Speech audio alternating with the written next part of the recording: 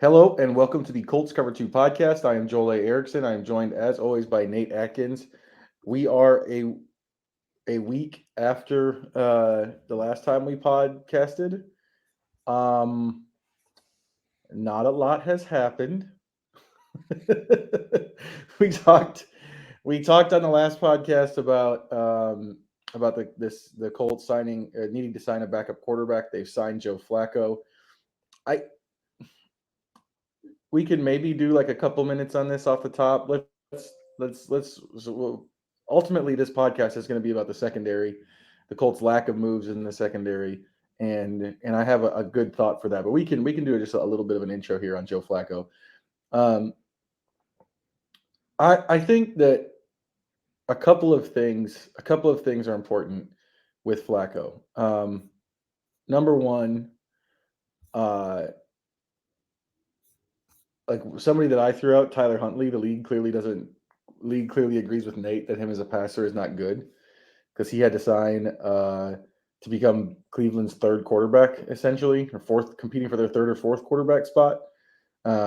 So the running does not outweigh the passing there to the league. This is something with free agency. The league tells you what they think of players, and sometimes what they tell you if they think of players affects your view of them. Like I was kind of looking at it more in like a mobility type standpoint. He can do some of the running stuff.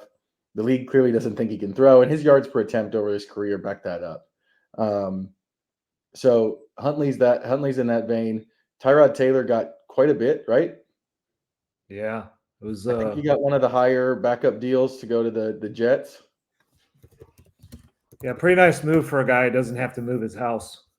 Since he's gone from one New York team to the other. He got 2 years, $12 million with some incentives, which is on the table when you have a quarterback coming off of an Achilles tear. And super old. Yeah.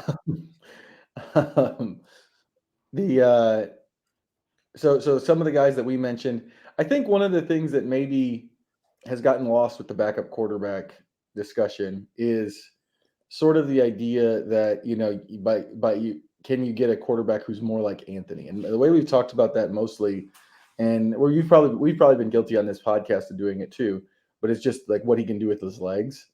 There's another element of it though that Flacco does fit, and it was in my story. It was in the story I wrote on his signing, but Joe Flacco will throw the ball down the field. He will push the ball down the field and go for explosive plays. Now, interceptions do come with that sometimes, but I know that, like, something that I've said on here for going all the way back to the middle of the season. There were a lot of times last season that Alec Pierce in particular was open. Now there are other receivers too, but Pierce is the explosive threat, and that's how they used him. There were a number of times last year that he was open, like not like kind of open, not a step on a guy, open, deep downfield, and Gardner Minshew did not pull the trigger because of his aversion to throwing it down the field. I think the Colts are very grateful to Minshew for what he did in terms of giving them a baseline to get them to help them get to the doorstep of the playoffs. But he was a complete stylistic change from Richardson and really from Steichen, even more so than Richardson. I think that's the most important part. It's not just about being different than Richardson. It's about being different than Steichen. Steichen dials all that stuff up. He wants explosive plays. I would not be surprised if there was some frustration from the Colts last year with Minshew's reluctance to throw the ball down the field. Yeah, they seemed prepared to let him walk. Now, maybe they knew that a team like the Raiders was going to dump the kind of money that they did on him and take them out of consideration anyway. But I got that feeling at the combine that they were just kind of ready to go look at a new backup quarterback. And yeah, I think that has something to do with it. Gardner's style, on one hand, like he had experience with Shane. He fit some of the, RPO. He was good at running the RPOs. So there was a little bit of crossover, but I thought he was more schematically, stylistically a fit for Jim Bob Cooter, who does like, high levels of completions, shorter depths of target. That was sort of the transition he had made in Detroit with Matthew Stafford back when Stafford was just sort of a sling the ball down the field kind of guy. And the interesting thing is they're trying to find this balance where you can kind of have both. You can be explosive, but you can complete, more than 8 passes a game too by finding some of the easy wins that kind of work like a pseudo run game out of the slot. That's more the Jim Bob Cooter stuff. So Joe Flacco it's a dramatic shift away from Gardner Minshew, where he is going to miss some throws sometimes. He's going to attempt throws that are lower percentage. He's going to sometimes turn it over. He'll thread the needle. He'll take the gamble at maybe not the perfect time, but that's part of the business of the way he plays, which last year produced 7.9 yards an attempt, 323 yards a game for a Browns team that really only had 2 receivers that scared people, and David Njoku and Amari Cooper, and got them to the playoffs that way. And that's where, it's interesting because I'm sure the Colts fans see that they're signing a 39-year-old quarterback. You have flashes of the last few old quarterbacks they've had, which are not guys with arm strength who are like protect the ball or try to, even if it didn't always work with Matt Ryan. Joe Flacco absolutely has that live arm still. It is electric unless it starts to fall off. And that is the one risk that is out there, is that you're judging him based on what he was still, even if it was just last season. He is 39, so we don't know when that's, eventually Father Time always wins. But he hasn't dealt with any injuries. That's usually the thing that gets the ball rolling on that. And so it is an interesting fit where now they clearly want to get more explosive with Anthony coming back in. They talked a lot about that. Some of that's obviously going to come in the run game with him and Jonathan Taylor, but it's going to come in the pass game too with Alec Pierce. Some more stuff I know they want to do with Josh Downs. And even Michael Pittman Jr. make it more than just, catches really underneath. He can be more of a jump ball guy down the field on extended plays. So Joe Flacco is going to hit all those levels, and creates a very interesting quarterback room now where you have one guy who started like 180 more games than Anthony, who's 18 years older. He's old enough to where Anthony's got his first kid on the way. Joe could be that kid's grandpa. That's the kind of scenario we have here, but in some ways that's a good fit too, because I still think of Anthony, even though there's a lot of reason to be excited for him, I still think of him mostly as a rookie quarterback as far as what he's going to go through next season, game to game. I do think, as much as I think he will help them and add to that explosiveness, there's going to be some moments that feel like rookie moments because he didn't have enough of a rookie season to go through that. It always helps to have a veteran quarterback who knows the league, who knows the game, who knows what teams are trying to do, and has also been in some of those situations. Joe Flacco was a first-round pick, who ended up, he's gone to the heights that Anthony eventually wants to go to as far as, winning Super Bowl MVP. So I think it's a sensible move. It's just there is a little bit of risk because he's 39, and at what point does that show up? But as far as the guy they got, if they get the guy that Cleveland got last year, I think it's a really good move. Yeah, and I mean, I think the other thing is just the familiarity aspect. People forget this, but Joe Flacco was with Shane Steichen for an offensive install, for them developing Jalen Hurts as a starter. He got traded halfway through the 2021 season to the Jets because the Jets, as always, were desperate for a quarterback, because of injuries. But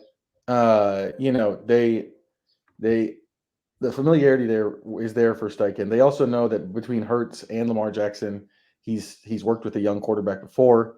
They've got stuff on that. I can see arguments for wanting other players as the backup quarterback. I think that, from a familiarity standpoint, I think that that's probably underrated when it comes to the backup quarterback, because teams don't plan going in for the backup to play the entire season.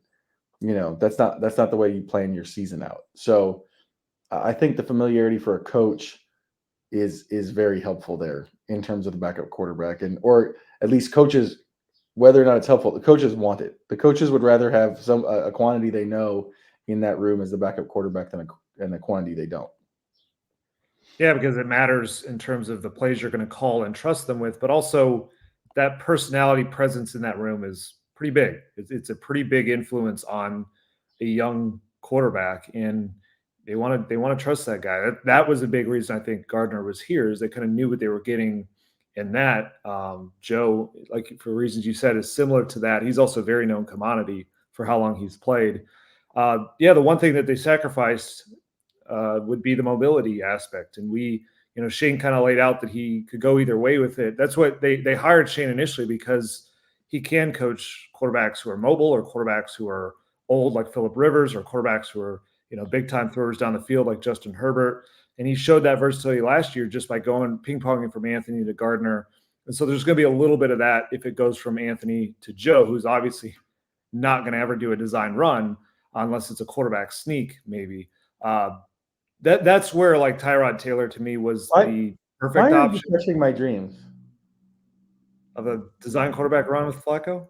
I mean, like, I can tell you right now that if there's a scenario that involves Joe Flacco taking a zone read 3 yards for a touchdown, it will absolutely lead 3 football things that gave me joy next season. Yeah, and I bet he won't fall a yard short of the first down if he does that too, which is an improvement. Hey, this is in your wheelhouse. I mean, you're the backup center now, is what I saw. Yes. You can just call the shots the offensive meeting and make that happen. A lot of podcast listeners have probably already seen this on social media, but just for those who haven't, what Nate is referencing is that.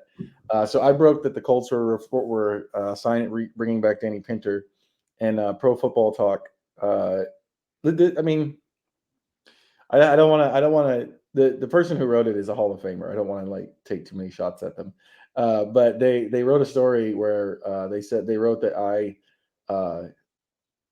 the Colts had signed Pinter, and that I had, as reported by me, but then they got my name and Pinter's name mixed up for the rest of the story. And so for the rest of the story, it was about all the snaps that Erickson had played, and me being 27. I think everyone was missing the real thing. For me, it was not that I was playing center for the Colts or suddenly earning an NFL contract. Getting 10 years of youth back, that was the big one for me. Like, I couldn't get past that. I wanted the 27-year-old Joel. There's my hamstrings were so much better at 27 than they are now. Like, that part was really I was really enticed by that idea.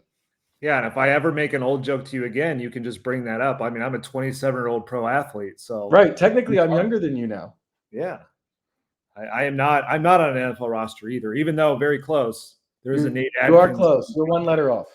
And I have people tweet me about once a month thinking I'm that person. So we're close enough. This is like the cover 2, except we both play offense now. Right. I don't know how that's going to work, but it's fair. The fans who pointed out that I need to bulk up, that's fair. That's very fair. I'm well under my playing weight at this point. Yeah, I'll be interested to see you in one-on-ones against DeForest Buckner this summer. That should be. You need to get to the gym now. Well, I mean, just the gym. I got to be eating some peanut butter sandwiches. I'm well below my playing weight at this point to play backup center to Ryan, to compete with Wesley French for the backup job at center. I think where we're going to spend most of the time on this podcast is the secondary. The Colts have not made any moves. Oh, I thought you were going to say on the signing of Danny Pinter. I thought that was the 10th Colt that has been brought back this offseason. Danny Pinter, 10 out of 15, with one still outstanding. And the one that's still outstanding is actually a good segue into what we're going to talk about here, because it's Julian Blackmon. Whatever you think of Julian Blackmon, and we'll probably get into this in a little bit, but whatever you think of Julian Blackmon, he was your starting strong safety. Without him being re-signed, there's an enormous hole. But the way I want to think about, because I think you and I have said enough on this podcast that we thought they had to make some moves, and specifically make moves in the secondary. I thought of something yesterday that I think kind of crystallizes this for me. I would love if it's me, I think the Colts need a signing that raises their ceiling as a secondary. Like that's a big name. That's like a Justin Simmons, somebody like that. Like I think they need that type of player to raise the ceiling of their defense and of the team as a whole. But at the bare minimum, they need to do something that raises the floor of the secondary. Does that make sense? Yeah. Yeah. It's kind of what we talked about in the last podcast about having pivots. Like if they were to go to the draft and take someone like Terran Arnold or Quinyon Mitchell, like what if it doesn't work right out of the gates? What if Juju Brents isn't healthy enough next season? Like, where do you go to if this stuff doesn't work? I don't. That's where, like, a couple years ago, they did really well with that in a vacuum, even though the rest of that offseason was a mess. But Rodney McLeod was a gorgeous pivot to what they did at safety when they trade up for Nick Cross. They saw him as a future first-round player, but he was super young. He's the youngest player in the NFL. We then came to find out he was too young and not ready. But they late in free agency spent very little money on Rodney McLeod, who's a safety that the league kind of thought maybe you don't have much left after an injury. And he was awesome. He was absolutely the leader for that secondary. Again, nothing else really came together that season for them, but that's the kind of move that can help. Like, just that's the thing, is it doesn't have to be L'Jarius Sneed, which I know we'll get into as well.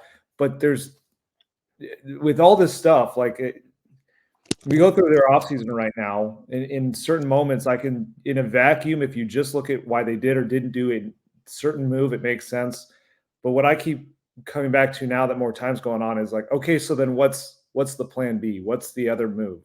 Like, the option can't be that didn't work, so we're not doing anything. Mm-hmm.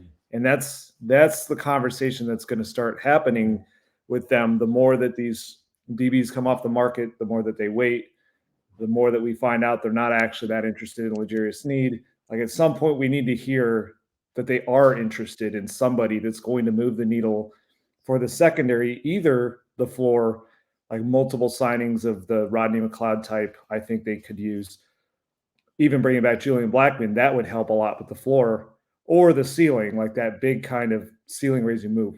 Something there has to come together, because right now I look at the secondary as it stands right now, and again, this can change and it needs to, but as of right now, even if they spend a first-round pick on a cornerback, I don't know that they have a floor or a ceiling that I'm very impressed with in the secondary, because I don't think as good as Kenny Moore is, and I like that move for them, if you're going to say that like our floor and our ceiling is tied to our nickel corner and that's it, like it's not going to be enough in the NFL, especially the AFC. Well, and to your point about drafting somebody, there were 5 cornerbacks taken in the first round last year. 3 of those cornerbacks, is it 5 or 6? I'm missing somebody in the top 10. I might have skipped past the top 10 too fast because the Colts don't have a top 10 pick. Nope, it was just 5. 5 corners were taken in the first round last year. 3 of those players played starter snaps. Devin Witherspoon, who made the Pro Bowl, I believe. Yep. Devin Witherspoon, but he was the 5th pick in the draft. Devin Witherspoon, Deonte Banks in New York played 844 snaps. Joey Porter Jr. started 11 games for the Steelers. But the guys in the middle, Emmanuel Forbes in Washington, Christian Gonzalez in New England, I mean, those guys played, but they were more rotational guys than they were, guys that start and make an enormous impact on, like I was saying, the ceiling of your team. And the floor of it, in terms of the floor of it,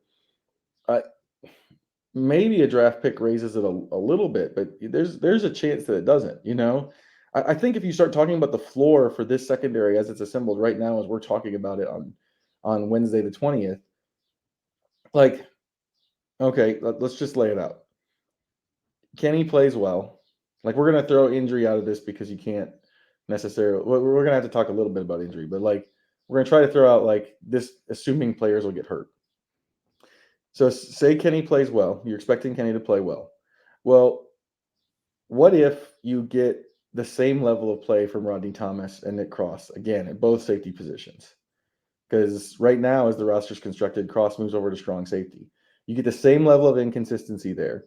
You get the back end of the season of Jalen Jones, and then you get some of Juju Brent's worst moments, and Dallas Flowers doesn't quite have the same explosion coming off of a torn Achilles, which is like that's very typical for an Achilles tear. That's not a good scenario for the Colts. That's a bad floor. Yeah, it's a really bad floor. And you could just think about it on floor. I think about that more the safety position is that if they had really good safety play and we're here stressed about the corners, there's ways that they can play conservatively, lots of zone coverage, which they play a lot anyway, maybe too high safeties. Like there's ways to survive some of that. But if you don't have safeties, and you have a rookie outside corner and a second-year outside corner, that's not a lot further than a rookie because Juju Brents only made it through 9 games last year. I mean, there's no floor to that. There's just all teams have to do all teams have to do is say, all right, Kenny Moore's in the slot, so we're not throwing there, and we're just going to torch you. And they have a good pass rush, but even if they had the Broncos pass rush the year they won the Super Bowl, that's not even enough of a floor if you have this many secondary issues. And we saw that last year because they finished top 5 in sacks. And yet there were moments against good quarterbacks that they just didn't even have a prayer out there. And I think they were a better secondary last year than they are right now because they had Julian Blackmon and right now they don't. And so safety is that's a position that I could live with the idea of drafting a first-round corner if you had 2 really experienced good safeties.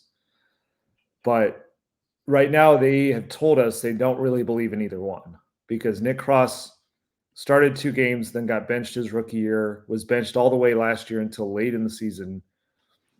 But they trusted him as a free safety late in the season. When Julian Blackmon went down, they didn't want to move him to strong safety. They instead moved Ronnie Harrison back to strong safety after he'd been a linebacker all year. So that tells you they didn't trust to play Roddy Thomas anymore either. They wanted to play a converted linebacker over him.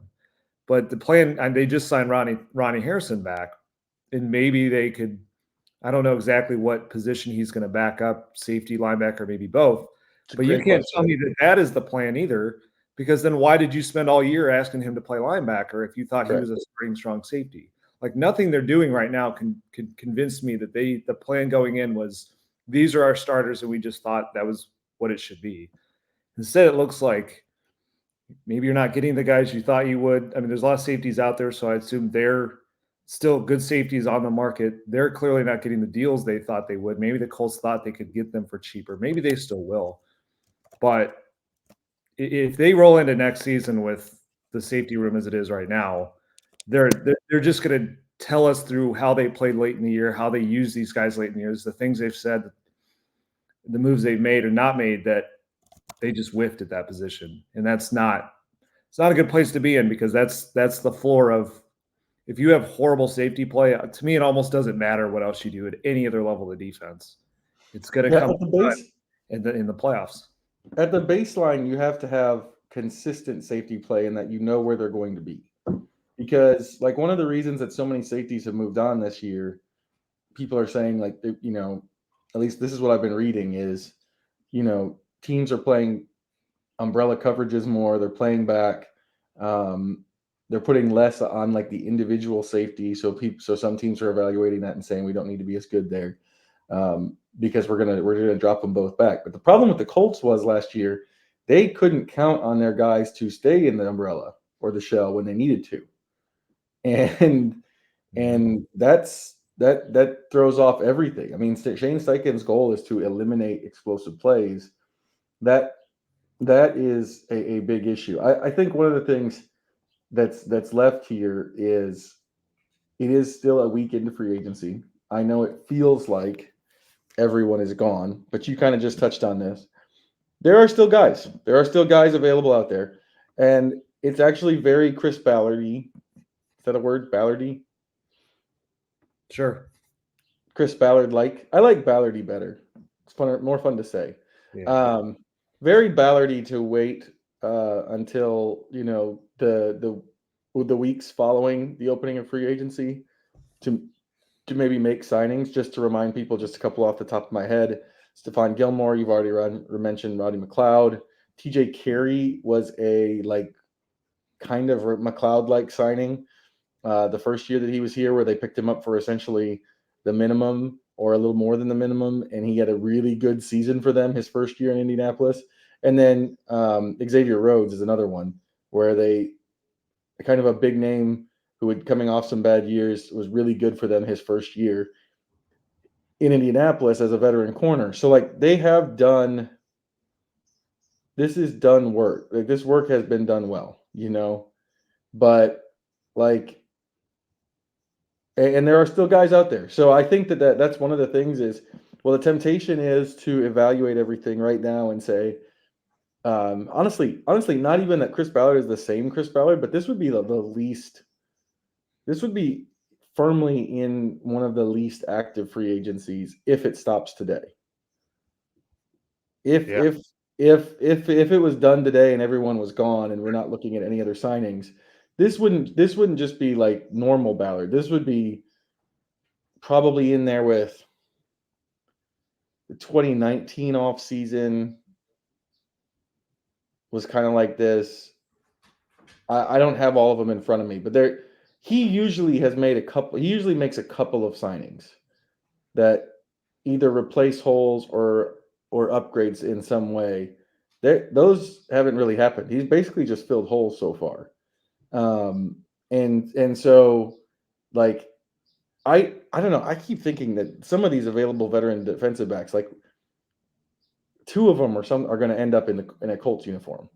I don't know when, but it just feels like they have to, right? They better. I mean, I could see a world where, you think at the very least one safety. I just don't know how it squares with anything else they've said or done at that position. And it's not a good safety class in the draft, even if you want to rely on a rookie. Maybe cornerback is still, maybe they fell in love with that position in the first round. And that's still what they want to do. But it feels like last year in the secondary where they just they brought Kenny Moore back this year, so that's a little different. But for the most part last year, Rodney McLeod, Stephon Gilmore didn't want to be here anymore. They said, okay. And they just went with draft picks and young guys they had and said, we'll work it out. And we hit them on it for sure.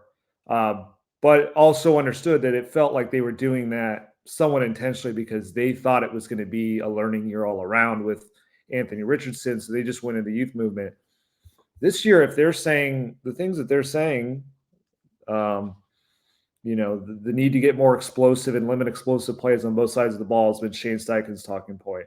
Chris Ballard's talked about how you have the quarterback on a rookie deal. It opens up a lot of flexibility for you to do things in the offseason. Right before they drafted Anthony Richardson, Jim Irsay said the money will be spent with the rookie quarterback. You get all these savings and we're going to spend it. And at some point, I've got to see it, man. You can talk about this stuff, but they're doing the same things they've always done, which is bringing back your own guys. And there's something to be said for that. That's good in a lot of ways. A lot of these guys are bringing back, at least the ones they're giving money to, earned it. Or, they're players you don't want to live without. It is a sign of a good drafting organization to do that. But I understand the criticism that fans have right now as it stands here today, which is, you're just rolling back the same team as last year, but you're paying it a lot more. And that's not taking advantage of the quarterback on the rookie contract the way that, for example, the Texans are, who went out and got Danielle Hunter, who went out and signed Danico Autry, try and take their pass rush to that next level because they saw flashes from CJ, which were better, more sustainable, more believable than anything the Colts have seen yet because he played the full season. He was Offensive Rookie of the Year. It won the AFC South, and it won a playoff game. Those last two things are, this regime's never won a division title. They've won one playoff game. So even though in 1 year the Texans matched that kind of success, they're saying we need to take another step. We're going to go out there and beef up that pass rush and get Danielle Hunter and guarantee his full contract. And I understand people wanting the Colts to show some of that same pulse, and maybe they will. But so far, they're not doing it. They're not showing enough of those signs, and that ties into the L'Jarius Sneed stuff. If we want to go there yet. Well, we can get there. I think one thing, like, really, in terms of like bringing back the same team but paying it more, they're really just paying what, Michael Pittman and Zaire Franklin a lot more, Tyquan Lewis. Yeah. Like, Yeah. Grover Stewart and Kenny Moore signed almost exactly the same deal they just had when you account for like the inflation, or a little bit less than that when you account for the rise in the salary cap. So, like, and I haven't seen every deal yet, but I'm assuming that some of these are on the back end, are minimum deals. Like, it's really just a couple of guys got raises, and then they just brought. It seems to be that a couple of guys got big raises. Pittman's raise is obviously an enormous one. Zaire Franklin's is fairly significant, but for the most part, like, they're just bringing back guys on pretty affordable deals. You know, like in terms of where they were last year, it's outside of Pittman and Franklin, and Tyquan's given where his was because he signed a couple of the last 2 years. He's been on deals that were under or around $2.5 million. So moving up to something substantially more than that is a raise. But like, yeah, I was just thinking like some of their biggest signings, like you can count it as a big signing, but you just replaced the contract that you already had for that same player. So yeah, we can get into the L'Jarius Sneed thing. I think this is one of the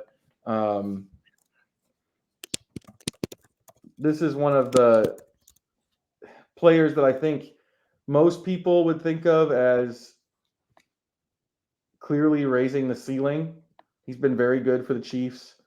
If you watch the Chiefs in the playoffs or in the regular season, you saw how that helped the defense, helped Kansas City's defense. They could do a lot of things because they could trust Sneed and McDuffie and that secondary in terms of playing them in man-to-man coverage if they were blitzing. Steve Spagnuolo's blitzes in the Super Bowl were pretty good. And in other rounds were pretty darn good too, but you can't do that as much if you don't have the corners who can cover. The hardest part with addressing the L'Jarius Sneed thing is, like, I know most of you are aware that there was speculation about well, there were reports that a deal had been done.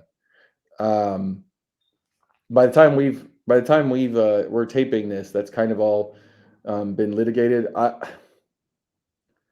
Trying to decide how much should we say here? Yeah, I mean, I'm happy to get into it because I wrote about it a little bit just because I was doing these 20 thoughts in the free agency class. I was already working on that anyway, a thought on every guy. And then right as I'm like ready to file that, that's when the weekend got very weird with a lot of rumors and like you said, reports in some ways about L'Jarius Sneed. So I think the main takeaway here is just obviously you guys know the deal didn't happen. That's nothing new. That should tell you about how, at the very least, you know it was not a deal that was close. It's something, you know, we both have learned as well, is that it was never remotely close to a deal. The best, easiest, safest way I can describe it is that it's the Colts. I'm not saying that they're out or they couldn't land Sneed, because as long as he's out there and they have a need, they should monitor it, and I think they will. But they're not some front runner for him. It's just been really exaggerated. Anything out there about how close they were or how they're in the front or they're like gunning for him, that's just not accurate. And really, I also think if we're going to talk about, if we're talking about on the podcast, I think I can say this. There is some thought out there that all of our reporting is from the Colts side only. That's not true. I would say that one of the reasons this weekend when things blew up was that I try not. One of the things is, like, I try not to put out a ton of stuff that's not hard fact. Like, you'll see me report on a visit, you'll see me report on a signing. I try not to do the interest stuff as much because it's hard to gauge what that means in reality. But I think I can say this. I have been in contact with people from Sneed's camp for 2 weeks, basically. I never got the sense from them at any point that there was anything more than a holding pattern with him and the Chiefs. I think that's the way we'll put it. Including that, like, that was obviously, like, there was reporting done on that the night before things supposedly blew up, the night after. Like, I you don't want to say too much, but, like, I asked all the relevant questions. I never ever got that sense. And Yeah. so it's not just like Nate and I have sources on the Colts side. I also have at least one source in Snead like, who knows Snead's side of things. And yeah, like, the way it's been talked about online, the way it's been talked about in some corners of online, it's just never been described to me that way, even remotely. It's much closer to what Adam Schefter said on Pat McAfee's show when he said that they've not had talks about it. Yeah, and keep in mind, Adam Schefter, unlike us, is not just covering the Indianapolis Colts. He's covering the whole league. Yeah, it's. I mean, you just look at the situation. It's very clearly a holding pattern where there are teams moving on from L'Jarius Sneed. You have a couple of the teams have been reported in there. Matt Venderami of Sports Illustrated put this out there that the Lions and Falcons were in the mix, and he's got good sourcing to know this. The Lions made a trade for another cornerback. They went for Carlton Davis of the Buccaneers, extended him, paid him a deal at $14.5 million a year. So that showed, like, there's a cost element to them that they decided, even though I think everyone would agree that L'Jarius Sneed is more accomplished than Carlton Davis. That was a deal where they agreed to the costs of it, both the contract and what they had to give up in draft capital. The Falcons, I don't know if they've taken themselves out of the secondary market, but they spent $1 bazillion to get Kirk Cousins.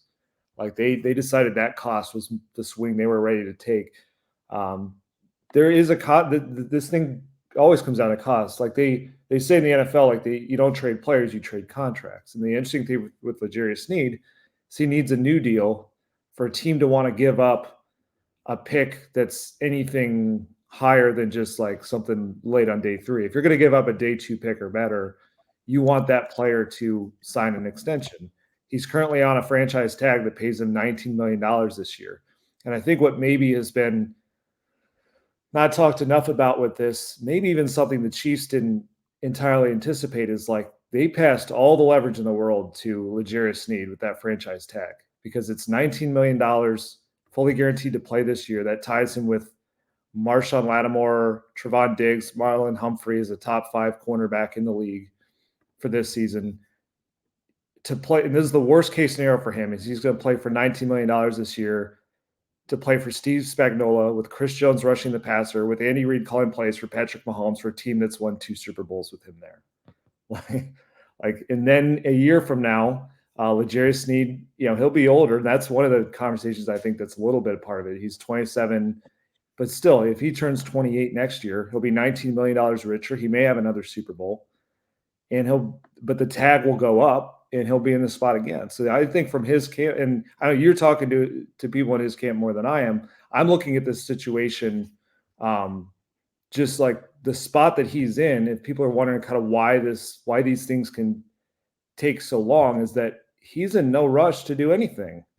Like, he's not like the free agents out there who could at some point give in because the musical chairs are disappearing. He has a chair, and it's a gorgeous one, doing what he's already been doing. And he had a charity event where he came out and he said, Kansas City's where I want to be. It's where players want to be all the time. Hollywood Brown just signed a 1-year deal for $7 million plus incentives to play there, when he could have been one of the best receivers on a market that's paying receivers like crazy. But that's a little different because it's a guy whose production will be boosted by Patrick Mahomes. But that Patrick Mahomes effect is just playing into this, I think, in a way that all of a sudden makes this whole cost discussion with L'Jarius Sneed very complicated, where any team trading for him is weighing 2 things. Like, a lot of people talk about this, I think, want to make it about, what's the holdup? Is it Kansas City and the draft picks they want? Is it L'Jarius Sneed and the contract? Both of those things are kind of working into this at the same time, where any team trading for him is weighing both of those. For example, like the Bears just extended Jalen Johnson for $19 million a year, paid him a lot of money over 4 years, but they didn't give up a draft pick to do it. And Jalen Johnson is 3 years younger than L'Jarius Sneed, and he just was a second-team All-Pro, which L'Jarius Sneed has not been yet. L'Jarius Sneed's done more in the postseason, but it's just L'Jarius Sneed has every right now to shoot a super high bar if he wants to, because at least right now, where there's really no rush at all. And he's going to get $19 million a year here, where a lot of extensions would presumably lower that amount, give him security multiple years. But, does he want to make less than $19 million this year? That's one of the questions out there. So you can just see where this becomes a holding pattern, because he is in such a wonderful place. It'd be very different if he was in a situation that he just didn't want to be in. You think about like when Josh Jacobs got tagged by the Raiders, totally different situation because it's a running back, but like that was a mess of a situation. He was open to a trade at the time. Like that, sometimes you give in to get out of something like that, or if the deal is going to pay you more. But neither of those are really easy solutions out there right now, and I think that's why this can become a holding pattern. You think about what the Colts, why would they maybe be not as like people thought they'd be firm front runners? They don't win bidding wars, guys. That's like when you add up the total cost of a contract and a draft pick, if it becomes a steep thing, it's just not in their nature to win bidding wars. I don't know if a single one that they've won true bidding war with multiple teams and just an overpay. The closest you could probably see was Carson Wentz, which ultimately I think different topic. I think they mostly bid against themselves there, but it's just kind of the way that this ends up going, where Chris Ballard this is a very cost-oriented franchise, and if they think the costs are too high, they're not going to be as interested. My understanding is that Snead's camp feels like the Chiefs aren't super motivated right now. Like it's not like Carolina was I've talked to some people in the league who think that Carolina just decided to get rid of Brian Burns basically, and that's why the compensation was a second and a fifth for an edge rusher. It doesn't, at least from who I've talked to, like it doesn't sound like that they feel like the Chiefs are in that. Well, I mean, and it's backed up by the fact that he hasn't been moved in the first 7 days of free agency. So I don't know the Chiefs' exact caps situation off the top of my head. They can't be under, or they can't be like in a place where they have to trade him to get under the cap, because they would have had to do that before the start of the league year, not after. You can't be over the cap after the start of the league year. So currently listed as $7.6 million in cap space. And they get to go to the bank of Patrick Mahomes on that level too. Yeah, they opened up $21 million or something like that when they restructured his contract. So that's some of the stuff we've heard. Again, like one of the reasons that we didn't really do anything with it right away is just being frank. Like our information was the opposite, and I don't necessarily know that you write something every time something goes out there. He's a good corner. What do you know? I want to ask you about this. I have not looked into it enough. It was suggested somewhere yesterday that he has medical issues, that there's some physical check or something with Snead. Yeah. That's not good. Have you looked into that at all? I haven't looked into that. I have seen those whispers too. That's interesting because it's like, I mean, any trade would be contingent upon a player passing a physical. So I'm wondering I'm just curious how teams would have medical concerns before they've met with him, if it's not based on an injury that happened on the field, because he played 16 regular season games and all 4 playoff games. I don't know. That's what's been hard to. It's easier with some players where we know there's an injury, he's coming off such and such. But if there is, I'm curious like how teams have become concerned about that if they haven't gotten to meet with him. That's the thing, is like throwing that out there. Like you don't necessarily know that stuff. Although there's been some reporting. This is not Colts related, but it's like Albert Breer reported this morning that Chase Young, who just signed a very, very like super heavily playing time incentive laden contract in New Orleans, that he has a neck issue that like the Bears were aware of and didn't want to trade for him. The Niners were okay with. Like, there's a part of that makes me wonder, like, how do they know? Yeah, I've always been very curious about that.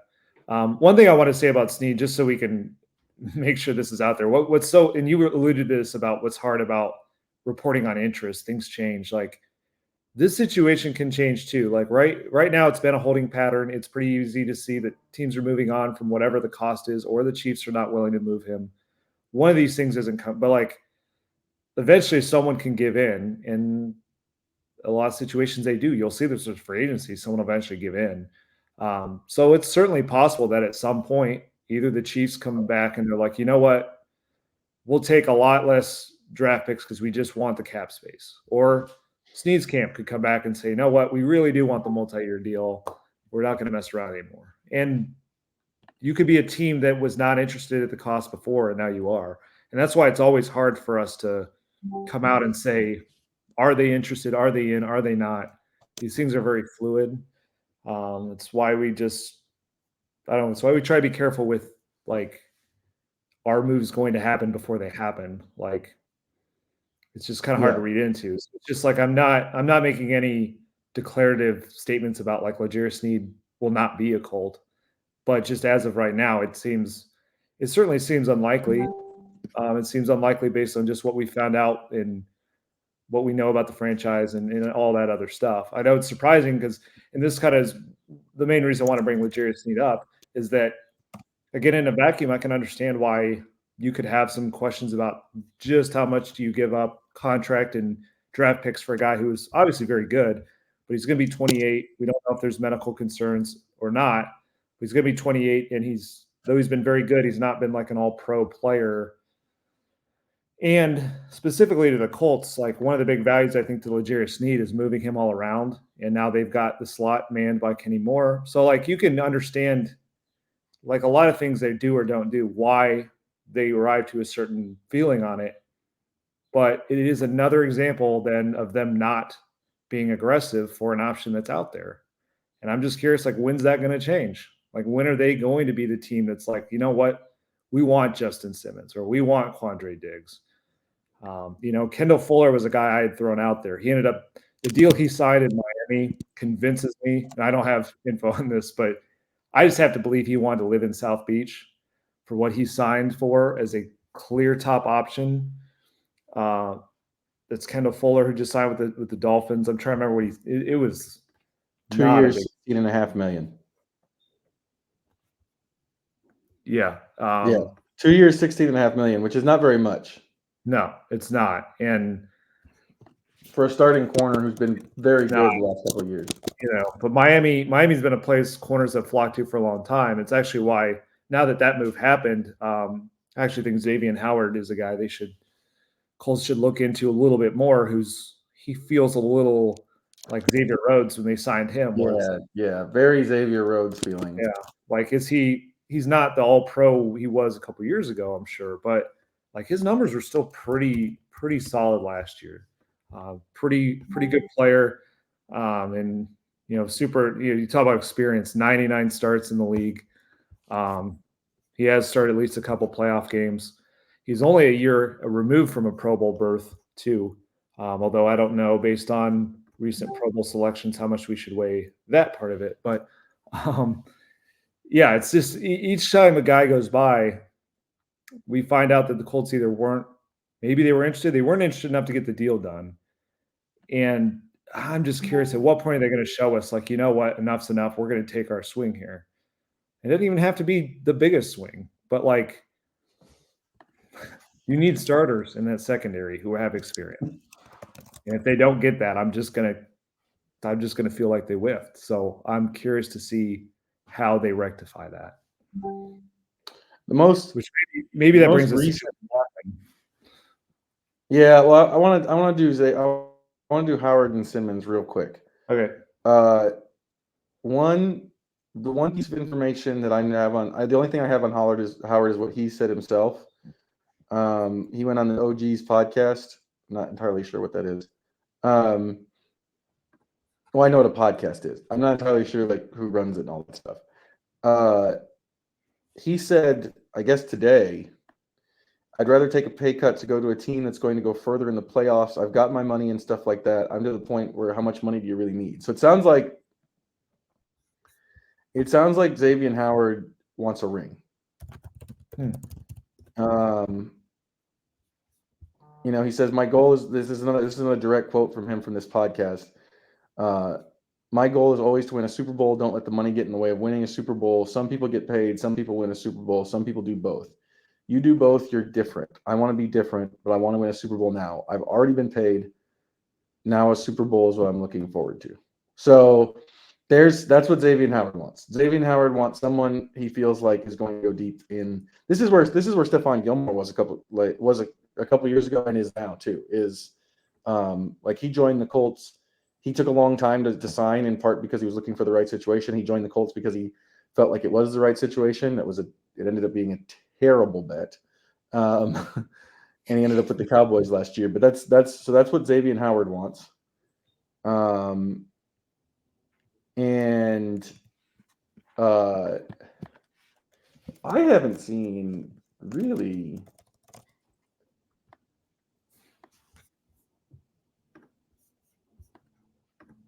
I haven't seen a ton of much of anything on Justin Simmons.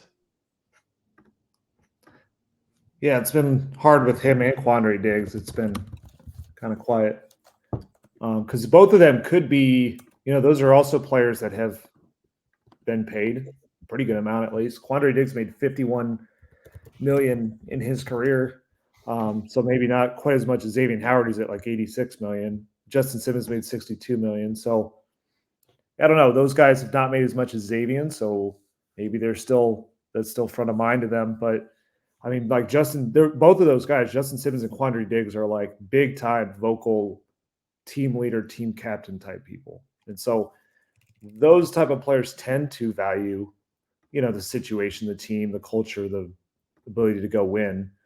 We've seen Quandre Diggs tweet, the googly eyes at Zaire Franklin about the Colts. So it seems reasonable to believe that that's, an open possibility. And just to touch on it, since you brought up Stephon Gilmore, I've not included him on any lists, or I think that's maybe the first time we've brought him up because he is a free agent right now. And he played pretty well last year for Dallas. I've seen some fans want a reunion.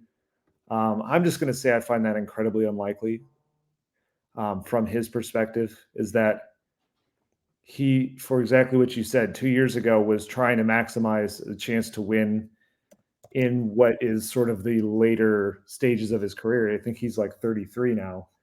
It didn't work at all here. So he asked for the trade out to Dallas, which to him was another opportunity to do that. And they went to the playoffs.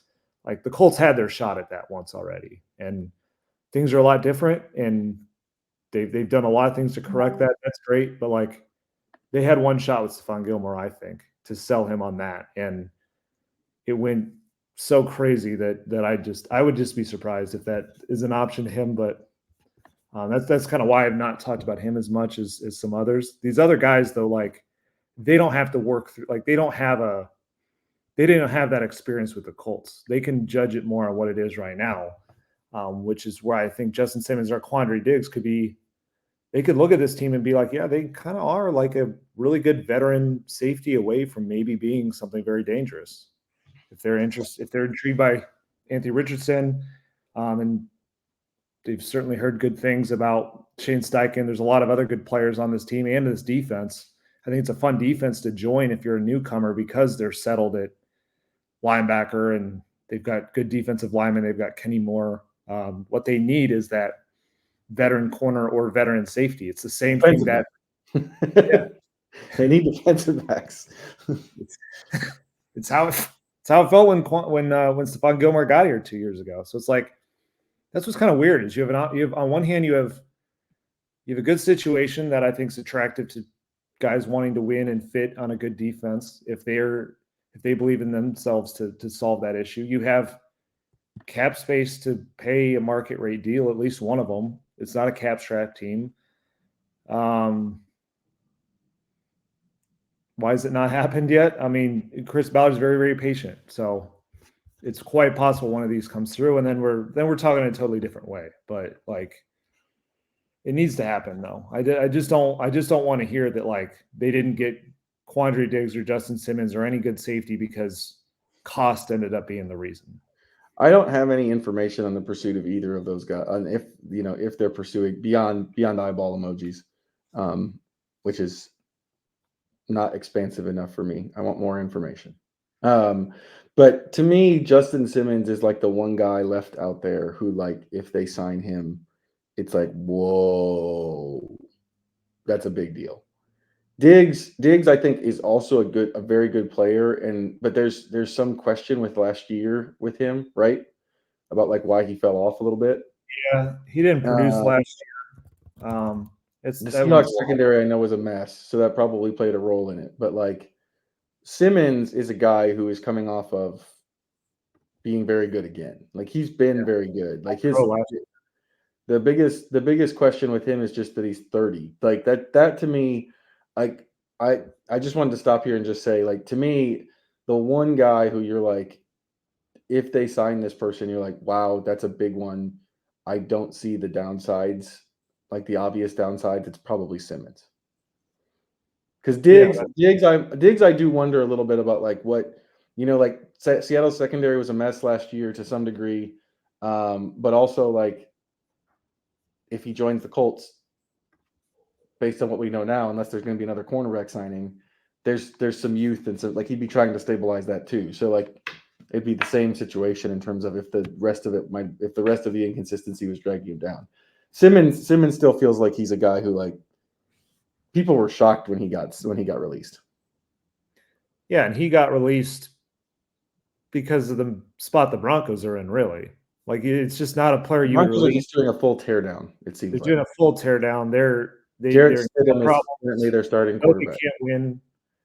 Like the Chiefs are trying to pull every loose change out of the couch to keep L'Jarius Sneed, or at least get the chance to trade him. Like, the Broncos are doing the opposite because they're not going to win and they are in cap issues. So like, it's a rare player who gets to free agency, and it's not, I don't think, an indictment on anything with him.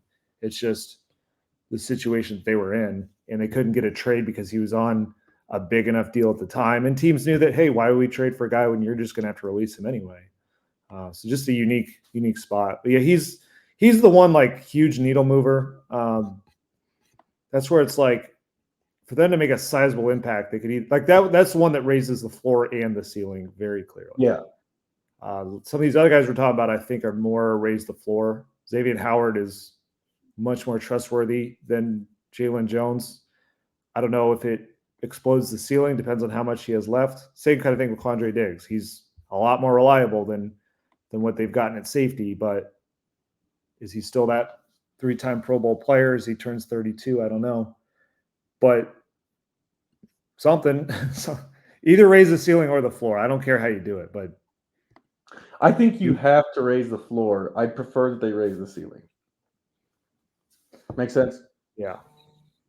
We'll end here. This is the last one. This is the one we should probably talk about. There's only one Colts free agent who does not have a home. In-house free agent who does not have a home yet. It's Julian Blackmon. He started at strong safety for them last year. He started 15 games, played almost 1,000 snaps, had 4 interceptions, 2 forced fumbles, was like third, I think, on the team in tackles. His shoulder injury is not a concern going forward. Chris Ballard has said that. What we know about the safety market is that other safeties sort of in his range, that market has kind of like that. Some of those deals have happened. I think I saw 2 years, $13.5 million on Cameron Curl. Jordan Fuller signed in Carolina, correct? Yep. His deal was a 1-year deal worth up to $5.2.5 million. That's not very expensive, just not at all. I don't know exactly where Julian Blackmon falls in that. I don't know where. I don't have a ton of intel on what's going on with his pursuit, other than to know that as we're doing this on Wednesday, he's supposed to have visited the Bills yesterday, along with another safety, Mike Edwards, that I do know, who visited the Colts. But Blackman, it's interesting that he's not back, and I don't know. We don't really know anything about why at this point. I don't really know if he's trying to beat those deals, if whatever. I do know that there is. I think that his medical evaluation is like how a team views him medically is probably pretty important, and how the Colts view him medically is also, I think, probably pretty important to this. He's got 2 seasons where you saw like this guy can really play, his rookie year and last year. There's also been 2 seasons that were marred by injury. In 2022, he was a guy he was kind of lost in the secondary, couldn't really find a home. Some of that probably had to do with coming off of an Achilles. I think that he's got a torn ACL from back in his college days. I just think the availability is the big question, and maybe makes his contract, like what he's looking for versus what teams are offering, a little more complicated than we realize. That seems to me, with those other guys coming off the board, to be kind of the only real reason for him not to have signed somewhere yet. Yeah, when you think through him, he's a little complicated to come down to like what should his value be, especially when you have a crowded safety market and teams are choosing not to value that as much as they could or have. But like outside of McKinney, that's the only one. Xavier McKinney got a huge deal in Green Bay, and basically nobody else has. Yeah, no kidding.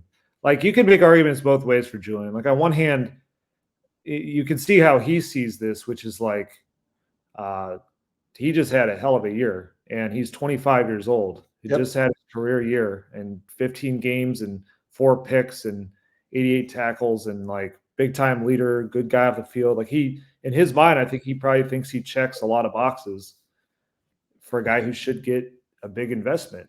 The other side of it is, yeah, he said it was a new position. He said 1 year, one big year, really. First year at that position. He does have some injuries in his past. That's what I also think is a little complicated, because projecting him forward, I understand the durability concerns when you've had 2 major knee injuries, and he's a smaller player who makes a lot of tackles. There just seems to be a little more injury risk to him. But I could see where he comes back and says, I've played 85% of the games the past 2 years. I've been healthy 3 out of 4 years, played at least 14 games. Here's a fun fact. He's played more games the past 2 years than Kenny Moore and Grover Stewart. Obviously, we know Grover's was tied to the suspension, but he's missed fewer games to injury than Kenny Moore. And, Kenny Moore doesn't have those big injuries in the past that factor into it. But Julian's 25 years old. So I don't know. I can understand why there'd be like some concerns about paying him like a ton, but it's kind of weird to me that he's the one player they didn't brought back at the position they need more than any of the other ones that they did bring guys back to. I mean, they have told us they don't believe in the guys at his position that they have in the roster. And usually when that's been the case, that was the case with Grover Stewart. Like they didn't believe in anything they had behind him, so they went right out and gave him a nice deal. I don't know. It's maybe the best thing in the end is Julian signs a 1-year deal where he can just have 1 more year where he proves he's still pretty durable, plays majority of the games, has another productive year at this new position, and then he's still only 26 years old, hit free agency. That's also banking on the safety market suddenly becoming more valued than it is. I don't know. It's a very weird situation. And what's tough with us is like, at least with all the other guys, we talked to them at the end of the year and got a sense for what is sort of your outlook on free agency. Do you want to be back? We never got to have that conversation with Julian because he was hurt. Yeah. And so it's just been very hard to figure out. Like, it's always possible he just decided like he wants to try somewhere new, or he just is really confident that one deal will come through. I don't know. But it's weird, and I wouldn't feel great about it if I'm a Colts defender. Like Kenny Moore has been campaigning to sign him back. It'd be one thing if you went out and got a better one. If they signed Justin Simmons, they're like, hey, that's where that money went. But if you get a guy like Kenny Moore, who's been campaigning to sign him back, it'd be one thing if you went out and got a better one. If they signed Justin Simmons, they're like, hey, that's where that money went. But the longer that they don't make a move there, when we know what their safety issue was last year around him, I don't know. It's very strange. I don't necessarily have any hot take on it, but it's strange to me when we're at the point now where they're signing back Taven Bryan, but they're not signing Julian Blackmon. It's just kind of weird. Taven Bryan, I haven't seen the details. I don't think he cost anything. I'm sure he didn't, but but people so here's the thing about when people look at it that way. Like, in terms of the cap, if you signed him for essentially the minimum, like if he's getting $1 million or $2 million a year, and you take into the account that like contracts get taken off of it with the top 51, it's very minimal on your cap. Whereas like Blackmon, I assume, is not signing for that. So like the Colts have made some deals in this thing that like we've talked about as free agent signings, but they're not. This is gonna be hard to explain. That they're not free agent signings in the way that like Kenny Moore or Grover Stewart or Raekwon Davis are free agent signings. They're more like the pickups that the Colts make kind of all the way through the year, where they sign these veteran guys. Now, if it's more than that, if it's more like if Brian's deal is more than that, then I don't really get it. But like if we're talking about minimum deals, like they kind of make those deals in February sometimes, and sometimes they make them in June, and sometimes they make them in. I wouldn't lump those in with, like an actual free agent commitment. Yeah, I guess it doesn't really affect the cap that much in terms of how it works with the top 51, because the contract they're kicking out of the top 51, if you're getting a very small deal, like the base, like team players get a minimum even if they're rookies. So you're talking about like a couple $100,000 on the cap. Yeah. Like Jannard Avery, they didn't like go out and say, we're going to re-sign Jannard Avery before we sign anybody else. It's just, I assume they got him at a fairly minimal price. Yeah, I think it just adds to what's got to be a weird feeling to be Julian, where it's like, how many guys in the building can we find to bring back who are not Julian Blackmon? I don't know. Everyone's got a market value, and Taven Bryan sounds like he got his, which is probably the minimum.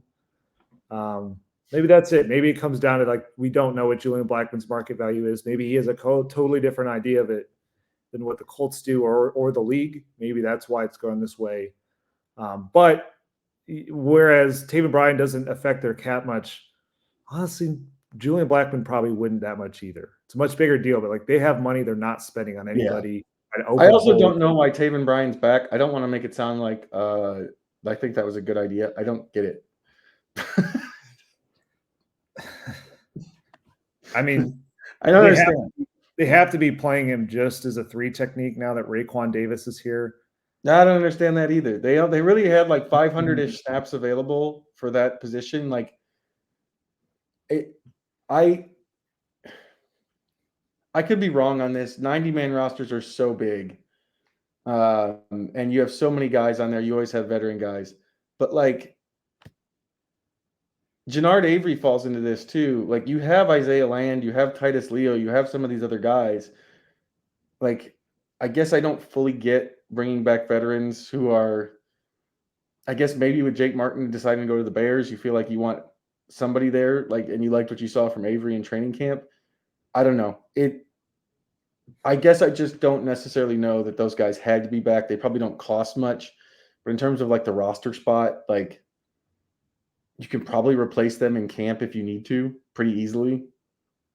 And Taven Bryan was not good for the Colts last year. He just wasn't. I don't know any other way to say it. Plus, you just signed a defensive tackle who you think is going to be good based on the money you gave him and like what you told him about switching schemes. Danny Pinter is a little bit different because Danny Pinter is another deal that I'm assuming is not very super high cost, but you need a bunch of guys to compete for spots in the depth of the offensive line. That one I kind of get. Like, I don't know. The defensive line was already deep. It just goes to, the only explanation I can come up with is that it goes to a feeling I've had this offseason of where they just really think that their defensive line as a whole can be better than they were last year, that each guy can get more out of what they were. And they're bringing in Charlie Partridge, a guy they think can bring more out of him. I think that's the idea. I mean, Jannard Avery got hurt, but I know they were intrigued by some of his measurables, just the juice he has. And I know they think they can get more out of Sampson, Quiddy, and Dio. And so maybe that just keeps trickling down to where they think there's more to unpack from other guys too. I agree with you though. I mean, Taven Bryan's had a lot of shots at this too. So he's been on a few different teams that have tried this. So I don't know. It's you're right. It's not. My point isn't that it's not like what they did. It's not like they choose defensive tackle over secondary. It's just the optics feel kind of odd, where it's like they're still not doing things in the secondary, but they're going to that level. The other thing with Bryan is that, like, you got some flashes of pass rush out of Adetomiwa Adebawore last year at the 3 technique. Like, yeah. Well, that's the thing, is that's a guy that you could talk yourself into becoming more because he was just a rookie. I think Bryan, like this is kind of what I wrote. I haven't like asked anybody or anything yet, but like it feels to me like the signing of Davis means that Bryan's in a roster spot right now. Yeah, I would assume so. When you think about Adebawore, Eric Johnson is still there and somebody who played. Who knows if they could add somebody in the back end of the back end of the draft. Like they could. There might be a couple other guys there. It feels like Davis takes over the spot that Bryan had last year, and then everybody else is in a roster fight.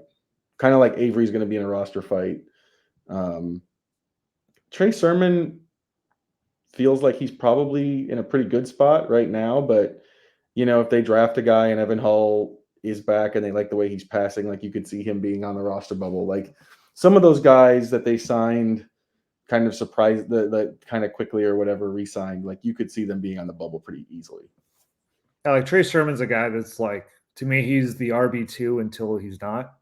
Like, do they find another upgrade? Is there another running back that's better who just doesn't get a deal? Does a guy fall in the draft? But like, he showed enough last year to be, as a runner, I think guy averaged 5 yards a carry down the stretch. A guy who could, and that was without playing with Anthony Richardson. If you believe in Evan Hull to come back and be more of that third down guy, that you can see the fit there. I think the one guy that's probably in a pretty decent spot with them is Ronnie Harrison, partly because they haven't signed anybody at safety. But he's unique to have a player who can help at both spots. Yeah, I underestimated that. We do like a predictions thing about whether or not guys are going to be back, and you could see where my brain was on some of these guys, because if you go back and look at it, I had several of the guys, like the back end guys that we're discussing now, are guys that I thought they would let leave. The one thing I think with Ronnie Harrison that I definitely didn't think about and should have is, like, you get one roster spot for really 3, to help you in really 3 spots. It helps you at linebacker, safety. It can help you on special teams. That's something that is very, very valuable. And I probably should have seen that. Plus Gus Bradley made it really clear that he liked Ronnie Harrison a lot last year. And so that's something that I probably should have taken into account more when I was making those predictions. Not the predictions on free agency or that. Yeah. And it's the story I never got around to on Ronnie, because I ended up pulling the quote when he signed. But like at the end of the year, he just was glowing about the Colts, like wanted so badly to be back here. And part of it is, obviously he'll take the money and a job, but like he felt something with them where he feared that like the whole league had moved on from him and he wasn't going to get a deal anymore. And one team came through and was like, how would you try a linebacker? And they kind of sold him on it, and they helped him develop there. And then they still believed in him enough as a safety to fill in there. And so the fit was just really good there. And so I hadn't thought enough about it either until he signed it. I'm like, well, actually that makes a lot of sense. Yeah. The flexibility from a roster standpoint is pretty rare. Like usually when we talk about roster flexibility, it's like with Ashton Dulin, you get a guy who can play wide receiver for you and also is your gunner. Like you're usually talking about like the position and special teams.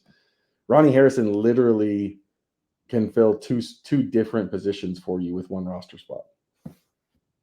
Yeah, and that'll give him the chance to potentially carry an extra pass rusher, wide receiver, those spots that really tend to stress teams out as they're making cuts. I've thought about like when they need a backup wide receiver, like I've thought they probably should look to a guy who could play inside or outside rather than get two. But if you have an extra spot, you don't have to necessarily think that way. So could be a sneaky move. We'll see. We'll find out here in the coming weeks whether or not the Colts will address their very obvious hole in the secondary. Like it's big. it's large. It's large. Julian Blackmon not being back leaves a large starting hole. He was their most consistent playmaker last year in the secondary. Like everyone said that. Everybody from Ballard on down through the roster said that he was their most consistent playmaker in the secondary last year. They have guys who can play strong. Nick Cross can play strong safety, but if you move Nick Cross, then like you said, you're counting on Rodney Thomas, who you took out of that role and wouldn't put back there in the last 2 games of the season. It's a huge hole at safety right now. And you and I have already said this many, many times, but there's also a needed corner. So we'll see. We'll see if they make additions. They still have time. They have made additions in the past in this situation, but the need it's just too obvious to ignore. It's going into this season next year and hoping for what happened with the offensive line last year. It's not the same situation, because even hoping for what you hoped for with the offensive line last year, you were counting on guys who've been proven in the past. Mm-hmm. Like you had Quentin Nelson, you had Ryan Kelly, you had Braden Smith. 3/5 of the line last year were guys who, to varying levels had a dip, but you felt like could still play that way again because you'd seen it before. There's only one guy on the secondary as constructed right now who's that, who you feel like you can count on. It's Kenny Moore. That's it. That's the only one. And it's a good comparison, not to make this podcast go forever, but I wonder if the plan they end up rolling out is to just roll back what they've got, give them an extra year, let them develop. I hope they're not making that connection to, well, it worked in the offensive line because of all the reasons you said. That was a very experienced group. Also, there was only one spot on that line that I really thought they might change, which was right guard, because they were going to give Bernard Ryman that chance. And then they had those 3 other veterans that I guess they could have found a way to move on from Ryan Kelly maybe, but the likelihood was they were going to let them bounce back and fix the holes around them. There's not that kind of argument to make here. There were 2 out of 5 spots in the secondary. There were 2 veterans that you could say, we'll bring them back and be happy with them. They brought back 1. So there's 4 other spots. So far. One of the reasons we keep saying so far on this is because both of us, I think, are like, there's just no way that they don't do anything else. I mean, there is a way in the out that he's done this before. You are correct. It just doesn't feel to me or Nate, or probably to you guys out there listening, that there's any way that they somehow get to the draft and we're still talking about how this is the situation in the secondary. It just doesn't seem. It's such a bad idea. It's such a bad idea. Because the floor right now is so low, and signing a couple veterans who you don't have to necessarily start. If you come back into camp next year and you sign guys to contracts, and then all of a sudden all of your young players look like Pro Bowlers, who cares if you don't play the other guy very much or play him in a rotation? No, imagine compared to last year, this year, the next thing we're talking about is, they have too many DBs. Man, how are they going to get all these good corners on the field? I hope we're in that spot, and you should hope too. Ultimately, Griffin, just real quick, a guy like Shaquille Griffin, I thought, he's not a superstar, but he just signed for $6 million. That could have been a guy you bring in to have something. There's guys ultimately, what you just said is my biggest issue with, well, not my biggest, but it's one of my big issues with the way Ballard has operated, is that I think that as an NFL team, you should go into a season going, we need to upgrade here, and we've given ourselves multiple ways in which we can do that, whether it's multiple draft picks or a free agent and a draft pick, whatever. That's how I view roster building, is if you need something, you should add multiples in case one of them doesn't work out, especially knowing that drafted players maybe are not going to be finished products as rookies. In fact, they're not going to be finished products as rookies. There are too many times in Ballard's history that he's been willing to just go, well, I hope these young guys are going to develop. And I will give this to him. It has worked out more times than I thought it would. It has also blown up in his face. And I just don't think they should do it. So that's where I'm coming from with the secondary. It's just, yeah, you need to be better there. And I know you know it. You already said it. Like, raise the floor. Make there be multiple options. At the very least, raise the floor. I would prefer that it's Justin Simmons and you raise the ceiling. But at the very minimum, raise the floor of the secondary by adding experience. And if you want to add people in the draft, you can still do that. Like, yeah, guys are going to get hurt. Those guys are going to end up playing anyway. Whatever. Like, if they don't, who cares if they got beat out by a better player? Like, just raise that floor. At the bare minimum, raise the floor of the secondary. And that floor ceiling, I like that you framed it that way, because that really is what it comes down to, is my preference too. I love adding DBs. My thing would be, let's really go at it and let's raise the ceiling so that you can get into the playoffs. And if Anthony explodes the way that you hope and the offense is great, you have those guys who can go toe-to-toe with the Bengals or the Chiefs or the Bills or these high-flying teams. But at the very least, you got to raise the floor, because it is such an important position that it will, if they whiff on the floor, it'll undo everything else in that unit. It's like left tackle to me. 2 years ago, it really didn't matter if Matt Ryan had arm left with what they were doing at left tackle. It didn't matter if they got, young receivers to play well. Like, if they couldn't block anybody around their statue quarterback, it was never going to work. And this year, I think it's similar. Of if you cannot guard anybody on the outside or deep, it's kind of, all of a sudden that's where I would start to shrug off. You brought back, you signed Zaire Franklin and Kenny Moore and Grover Stewart. Those are good signings if they have a chance to be good signings, which means you need a floor in the secondary.